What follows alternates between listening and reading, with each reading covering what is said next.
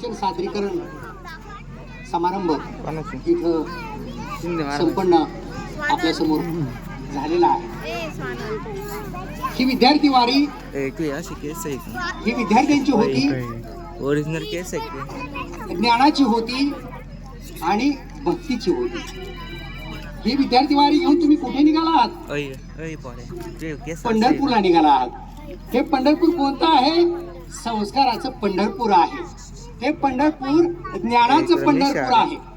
म्हणून आजच्या आपल्या प्रवचन सेवेला आपण संत बहिणाबाईचा अभंग निवडलेला आहे. संत तुकोबारायांची शिष्या म्हणजे संत कवयित्री बहिणाबाई. हे अभंग संत बहिणाबाईंची अभंगावली यामध्ये समाविष्ट आहे. सदर अभंग तुला माहित पाहिजे 6 चरणांचा असा आहे. एकंदरीत वारकरी संप्रदायाची इमारत सांगणारा हा अभंग आहे. अभंगाची सुरुवात अशी होते, संत कृपा झाली इमारत फळ आली. संत कृपा झाली इमारत फळ आली. ज्ञानदेवे रचिला पाया उभारिले देवालय. ज्ञानदेवे रचिला पाया उभारिले देवालय. संत एकनाथ आंब दिदला भागवत. संत तुकाराम झाले शे कळस. बहिणा म्हणती फडकती ध्वजा, निरूपण केले उजा. हा 6 चरणांचा अभंग आपण आजच्या प्रवचन सेवेला निवडलेला आहे. आपण माऊलींचा पुन्हा जयघोष करून आपण या प्रवचन सेवेला पुढे सुरुवात करतो आहे. ज्ञानोबा माऊली तुकाराम, ज्ञानोबा माऊली तुकाराम, ज्ञानोबा माऊली तुकाराम. हो, आपण जर पाहिलं तर हा अभंग म्हणजे संत मालिकेचा भागवत संप्रदायाचा दस्तावेज आहे. दस्तावेज नव्हे तर वारकरी संप्रदायाचा सातबारा आहे. कडू सर, सातबारा म्हणल्यानंतर त्याच्यावरती काय नोंदी असतात? तांबे सर, सातबाऱ्यावर उजव्या साईडला कोण आहे, डाव्या साईडला कोण आहे, क्षेत्र कोणतं, विहीर कोणती, वाड कुठं आहे, रस्ता कुठे, सार्वजनिक याच्या सगळ्या नोंदी असतात.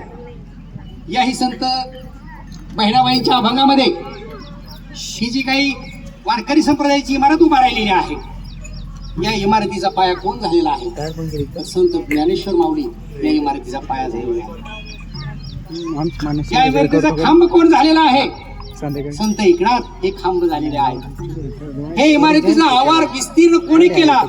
संत जनार्दन एकनाथ यांनी, संत नामदेवांनी रचलेले आवर असा उल्लेख येतो. आणि या भागवत संप्रदायाच्या इमारतीचा कळस कोण झालेला आहे? संत तुकोबाराय झालेले आहे. बहिणा म्हणते फडकती ध्वजा, निरूपण केली ओजा. आता भक्ती संप्रदायाचा कळस 700 वर्ष अखंड पद्धतीनं पुढे जातो आहे. आज विद्यार्थ्यांनी आनंदाची वारी साजरी केलेली आहे. ही विद्यार्थ्यांची खरं तर ज्ञानवारी होती.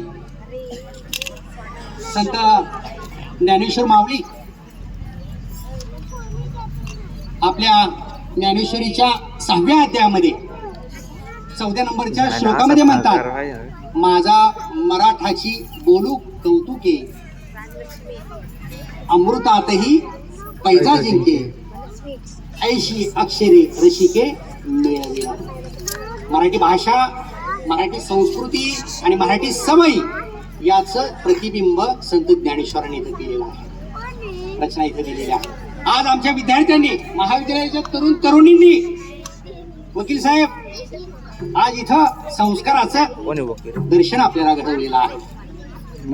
या युवक युवतींनी, तरुण तरुणाईंनी ज्ञानाचं इथं दर्शन घडवलेलं आहे. आणि या ज्ञानाला, या आनंदवारीला भक्तीची जोड दिलेली आहे.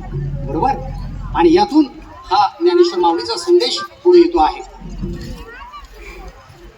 आपण या सर्व संत मालिकेतील सर्व संतांची रचना, त्यांचा उल्लेख करण्यासाठी आपल्याकडे वेळ नाही, परंतु ही जी काही वारी आहे ती वारी संस्काराची आहे. ही आनंदवारी संस्कृतीची आहे ही आनंदवारी सातळ महाविद्यालयाच्या तरुण तरुणींची आहे. ही आनंदवारी घेत असताना मुलांमध्ये एक उत्साह, एक आपुलकी, एक जिव्हाळा आणि एक साहस आपल्याला लपलेलं दिसून येत आहे. संत चोखामेळा आपल्या अभंगामध्ये म्हणतात, ऊस डोंगा परी रस नोहीची डोंगा, ऊस डोंगा परी रस नोहीची डोंगा, काय भुलली आवरली या रंगा. ऊस वाकडा असतो म्हणून रस वाकडा असतो का? म्हणून विद्यार्थी मित्र हो, माझ्या युवक युवतींनो, वरच्या रंगाला भुलायचं नाही, कारण आज पॅकिंगचा जमाना आहे. पॅकिंग वरून खास आहे पण आतमध्ये नाही. निर्मळ जीवन काय करील साबण, या संत वचनानुसार आपण पुढे जात असताना आयुष्यामध्ये आपण ध्येय धरलं पाहिजे. आज तुम्ही वारी केली ही संयमाची वारी होती, ही आनंदवारी संयमाची होती. टाळ हे नादाचं प्रतीक होतं, तर ही भक्ती ही ध्येयाचं प्रतीक होतं. आपलं ध्येय घेऊन आपण पुढे जायचं आहे, ते जीवनामध्ये आपण ध्येय गाठायचं आहे. आणि या नुसार मार्गक्रम करत असताना ही आनंदवारी आपल्याला एक भक्तीचा, शक्तीचा संदेश इथं देताना दिसून येते आहे. आपण माऊलींचं पुन्हा स्मरण करूया. ज्ञानोबा माऊली तुकाराम, ज्ञानोबा माऊली तुकाराम,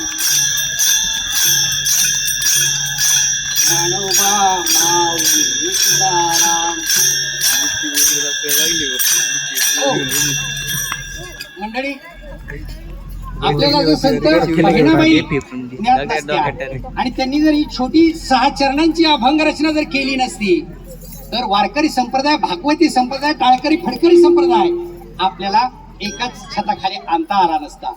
18 पगड जातीतील संत, भेदाभेद विरहित असणारी, जेव्हा नव्हते चराचर तेव्हा होते पंढरपूर. ही पंढरपूरला निघालेली भक्तीची विद्यार्थ्यांची वारी आहे. आज विद्यार्थी नव समाज माध्यमामध्ये गुंतलेले आहेत, परंतु या विद्यार्थ्यांच्या हातामध्ये काका टाळ आहेत, यांच्या मुखामध्ये विठ्ठल नामाचा गजर आहे. या विठ्ठल नामामध्ये दंग असताना आपल्या ध्येयाशी ते एकरूप आहेत. म्हणून नवी पिढी ही खूप सुजाण आहे. नवी पिढी काक्रोच नाही, नवी पिढी वेदनेचा, विद्रोहाचा एक आवाज आहे. म्हणून पुन्हा एकदा आपण माऊलींचं भजन करूया. ज्ञानेश्वर माऊली तुकाराम, बाबा दिसते मला, बाबा दिसते मला 101च्या पाकिट काय. हो, संत कृपा झाली त्याची इमारत फळ आली, ज्ञानदेवे रचिला पाया, उभारली देवालया. अहो, हे भागवत संप्रदायाच्या इमारतीचा पाया कोण झालेला आहे? संत ज्ञानदेव, संत मुक्ताबाई होत्या. म्हणून आपल्याला ज्ञानेश्वरी वाचायला मिळाली, हे लक्षात ठेवा. या विधानाचं पुष्टीकरण करायला आता माझ्याकडे वेळ नाही.